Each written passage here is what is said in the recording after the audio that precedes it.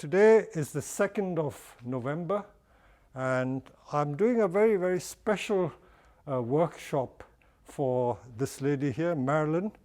And there's a very interesting story behind these trees. But because bonsai are usually just kept as, a hobby, many people don't think much about it. But there is much more to bonsai than just keeping a tree. There's a lot of sentiment and memories and things. Because bonsai lives so long, as you all know, bonsai trees and all trees outlive us as human beings. So I have trees that I'm sure will outlive me. And this particular tree, I'll tell you briefly the history because I was very touched by this. Marilyn told me that she bought this at the Chelsea Flower Show after the show in 1986. That was my fourth Chelsea. I first showed at Chelsea in 1982, 83, 84, 85, 86. That's my fifth Chelsea Flower Show. But that was the first year we came to Herons in 1986. We started Herons in January 86. So the significance of the year is also important to me. Now, to have kept a tree for so long, this, by the way, is her late husband's tree. So what memories do you have of this? When you bought it in 86, did you say? I bought it, my mother bought it for me in 86 for me because I love bonsai. Oh. But I've never been very good with plants. Oh. And my husband looked at it and he instantly thought it was fantastic. And he's looked after it every year until last year, until sadly he passed away last year. Yeah, beautiful tree, beautiful structure. These are Japanese trees and it's grafted, but you can hardly see the graft. This is a Deshojo, it's red in the spring. Yes. Yeah, so this is a classic Deshojo. And again, it shows that you don't have to have Deshojos or all maples massive. This is a lovely size. The trunk is no more than like 2 inches there and maybe 3 inches nibari. So it's a beautiful, beautiful tree. And I will give your late husband credit for looking after it because he's kept the shape beautifully. The shape is perfect. I will only need to trim a little bit off, and that is all. And this is what you will need to do in the coming years. Okay, just trim the ends to maintain a conical shape. You say you watch my YouTube videos, so you can see what I do. So basically, trimming bonsai is just keeping it into this dome shape or beehive shape. There you are. And I'm surprised that your tree still has leaves on it because most of my bonsai have lost their leaves.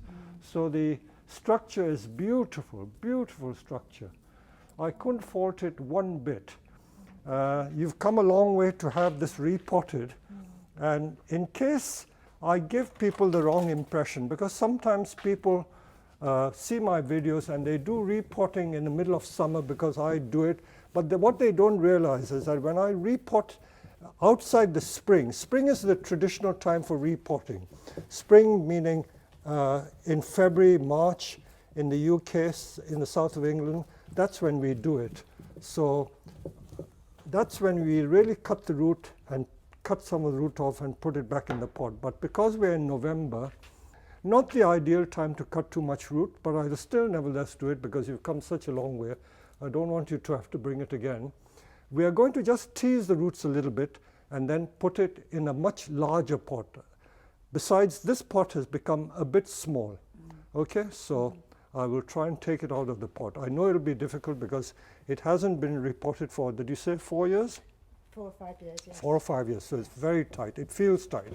So it's going to be a difficult one. So I'll bring the hook.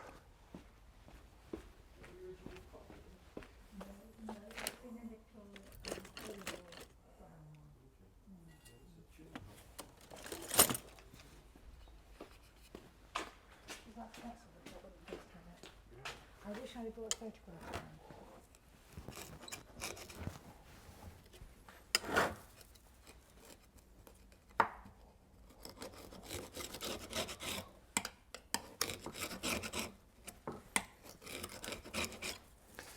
When pots are very tight, or the fit is very tight, that means the tree is tight in the pot, we usually have to use the hook. You can see how the roots are coming out of the pot. Can you see the roots are just struggling to come out of the pot, so it is really, really tight. There's no more room for it to go. I've seldom seen it like this. Have a look, see, the roots are literally coming out from there. I've not often seen that happen. Okay. You say you've got an unheated greenhouse. I have, yes. So that's perfect. After repotting, you can put it in there.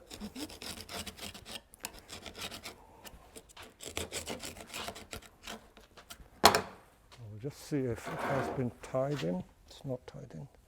It's all right.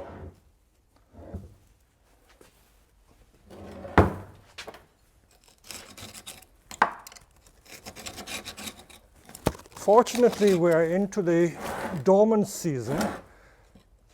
Once you come into November, it's dormant season, because in plant nursery, they start lifting the trees from the ground, so it's quite safe to do this sort of thing. But as I say, not safe enough to cut masses of root out.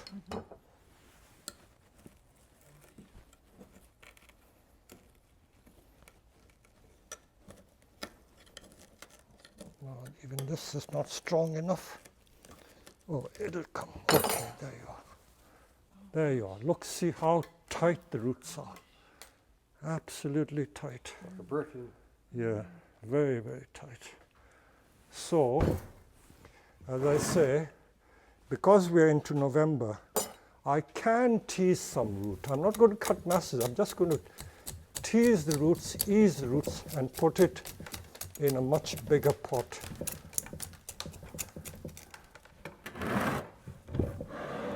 So I'm not doing a full-blown repot.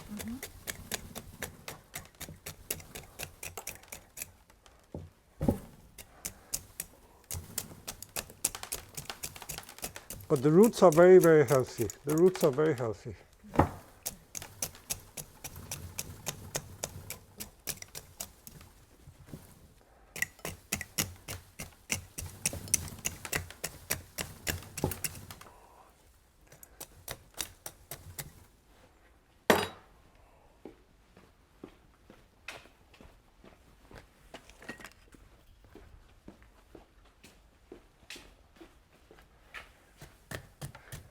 Talking about the style of the tree, many people imagine that maples always have to have a single trunk, but this is very informal shape with almost like two trunks coming out from there.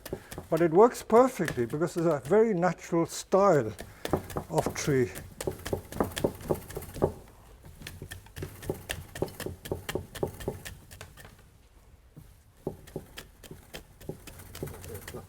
Yes, I know. That's quite common, but it's not a problem. Yeah, maples suffer from this. All maples, garden trees, but it's not too bad.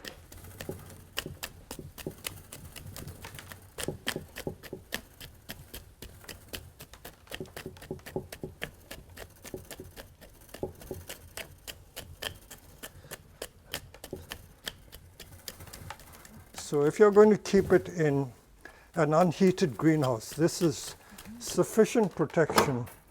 If you were to be keeping it outside in the cold, I would have hesitated doing this. So those of you who are watching this video, please take note that every tree, every situation is different. So I'm making allowances for the fact that you are able to keep it in a greenhouse, and that's why I'm able to do this. Normally, I would not do it at this time of the year. Also, when people watch our videos, they forget that we have these large greenhouses where we have a lot of protection.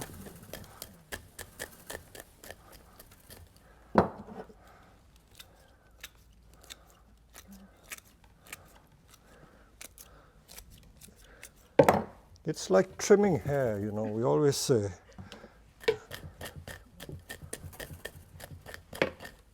See, I'm not going to cut that off, that's plenty.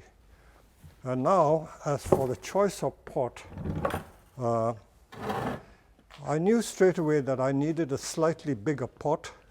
Let me just show you the sort of choices one could have. I know that these are only plastic pots, but I could have put it in that pot, but it wouldn't look right. So assuming that this is a ceramic pot, the front is really this side. That tree fits that. That's the right size. If you wanted the tree to grow bigger, you can put it in that. So that is also a possibility, but that is only if you want to make the tree grow really strong and big. Another choice of pot you could use is this one. This of course is virtually the same size as the original one, so this wouldn't work. It's a different shape, but this is too small. I don't want to put it back in the same pot. But the pot I did choose finally is this one. So with maples, Japanese maples, oval pots are nice because it's a nice soft line, and because maples are delicate trees, the soft line of the oval suits the pot. This is slightly over potted, but it'll give room for the tree to grow. Also, I don't have a pot which is 1 or 2 inches shorter. Most of these pots come in a certain size, but I think the proportions are not bad for this tree. I will just say in passing that I always comment about trees that are potted in Japan. If you look at some of these major exhibition trees in Japan, they tend to use very, very small pots. I don't know how they get away with it. Sometimes the pots are so small that it looks almost unnatural. You know, they would put it in a pot that size, which completely, I think, in my view, is the wrong size of pot to use. So this is a very comfortable size. Also, glazed pots for maples, because as you can see, the autumn color blends with the contrast of the green. Blue is nice, cream is nice. Sometimes they are put in unglazed pots, but I prefer maples, or the conventional wisdom is that you use glazed pots for putting these colorful maples in. I'm also a bit surprised that being a Deshojo, this Deshojo has such good autumn color. Normally the Deshojos don't turn so red in the autumn. They just turn an insipid yellow, and sometimes they just stay green and then turn brown and drop the leaves. It's usually the ordinary palmatums. These are ordinary palmatums, Acer palmatum. They're green for most of the year, but you see how vibrant the autumn colors are. So the ordinary mountain maple or the green maple turn more red than the Deshojo, but you've got very good color here. So that is the size of pot we're going to put it in, and the rest is quite easy. So let me explain to you. This is a maple, and for our very good trees, we use this very special compost, which is almost 50% is akadama, 50% is this Japanese volcanic grit. We use a bit of bark, because this is how we grow most of our maple seedlings in, and a bit of that black Japanese volcanic soil. So many ingredients go into the soil. So mind you, we keep this only for our special trees, pines, junipers, and good maples. So the drainage is very good. So this is special treatment. Okay. So I have here my main man, Teemill. Hello. And he's going to do the repotting. So we put a little layer at the bottom. And the little trick is we always mound it, because when we mound it, you can grind it down and there's no gap underneath the tree. So that's a little trick worth remembering. Okay, that's all right. Once it's right, we then tie the tree in the position, because it's got a branch leaning to the right. I think it can go slightly off. Yeah, the crown's Yeah, central. all right. Okay. Okay, now just fill the soil and then we tie it in.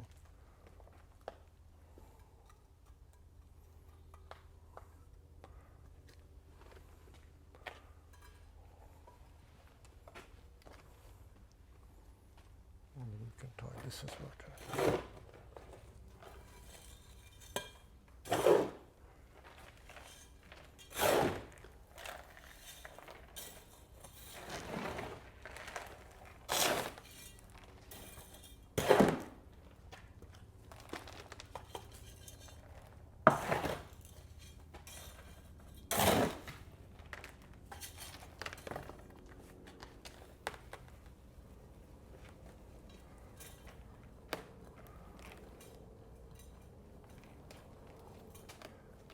one doesn't have to use Akadama, but Akadama, if you can get it, is still one of the best soils to use. But we never use Akadama 100% neat, because in the British climate, Akadama used 100% neat does not work well, so we mix it with other things.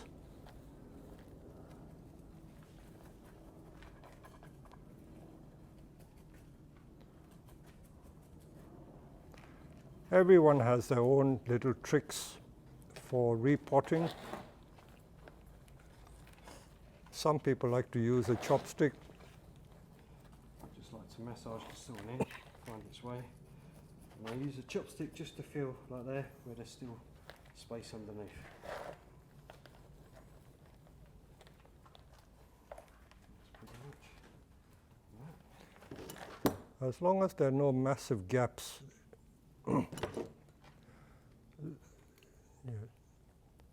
don't cut the vase too short. It's always easier to untie it later on. The wires can stay till the next repot. Yeah, leave about an inch on either side. And don't wire it tight. Okay, where's my brush?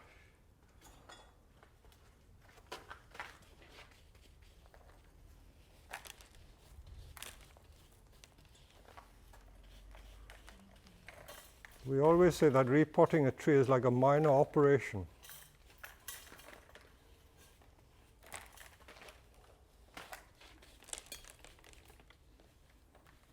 This is for good trees.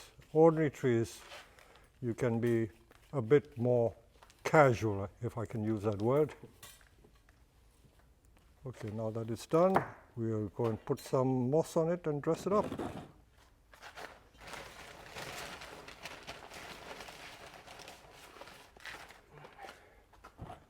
take that over.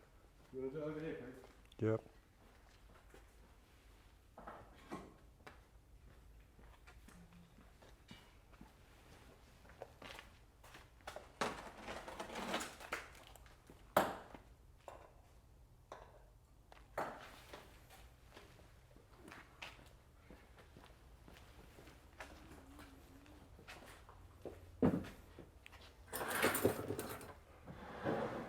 I'm glad we've caught it in this state. I don't often get the chance of repotting a tree which has got leaves on, but there's always a first time. So I know people will criticize me for it, but I think I know what I'm doing.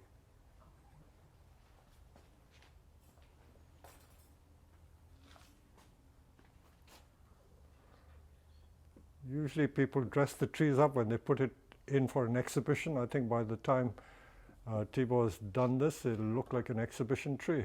Yeah, it hides that wire. It also gives it appearance that it's been in that pot for some time. Give it that fresh repot look. We've done with bonsai to make it look old. We have an endless supply of moss because we've got a drive where it's always dark and shady under the magnolia tree, so we have splendid moss. Don't be tempted to use sheets of moss which are too thick. There are so many different types of moss, but the fine moss is the best. Better still is if you can water the tree to such an extent that the moss grows naturally. But even in major exhibitions, I've been told that even for Cocoa Fu, all these apprentices go and collect moss for the master.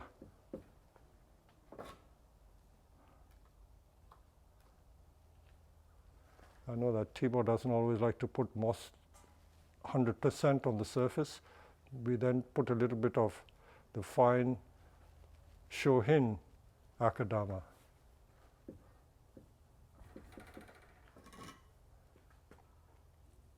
So this adds contrast to it. When it's watered, that's when you see it. So it's like having a makeup, you know, professional makeup. At the moment it looks very light, but once you water this, that's when this Akadama really makes a difference. So it's like going to a professional makeup artist rather than doing it yourself. Looks like it's ready for a show.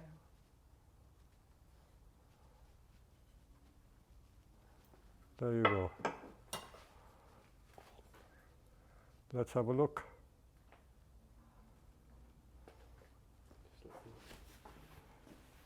Where's water again? Quick.